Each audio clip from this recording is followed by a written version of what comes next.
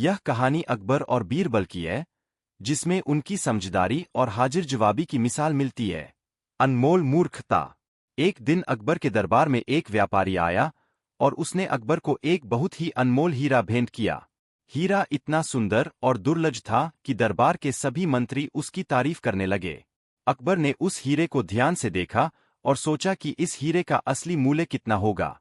अकबर ने दरबार में उपस्थित सभी मंत्रियों से पूछा, इस हीरे की कीमत कितनी हो सकती है? सभी मंत्री अलग अलग अनुमान लगाने लगे। किसी ने कहा 50,000 सोने की मुद्राएं, किसी ने कहा 1 लाख मुद्राएं, लेकिन किसी के पास हीरे की सही कीमत बताने का ज्ञान नहीं था। अंत में अकबर ने बीरबल की ओर देखा और पूछा, बीरबल, तुम बताओ, इस हीरे की असली कीमत क्या हो सकती है? बीरबल ने हीरे को ध्यान से देखा और कहा, जहांपनाह, इस हीरे की असली कीमत तभी पता चलेगी जब इसे मूर्खों के हाथों में दिया जाएगा। अकबर हैरान होकर बोले, मूर्खों के हाथों में? इसका क्या मतलब है?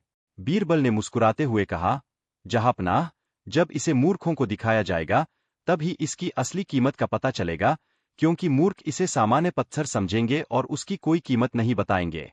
वहीं समझदार व्यक्ति ही इसकी असली कीमत का अंदाजा लगा सकता है। अकबर ने बीरबल की बात समझ ली। उन्होंने हंसते हुए कहा, बीरबल, तुम्हारी बुद्धिमत्ता के सामने कोई नहीं टिक सकता। तुमने मुझे सिखाया कि मूल्य केवल उस चीज का नहीं होता, बल्कि उसे पहचानने वाले की समझ का भी होता है। इस प्रकार अकबर ने बीरबल की सूझबूझ को सराहा और उसे पुरस्कृत किया।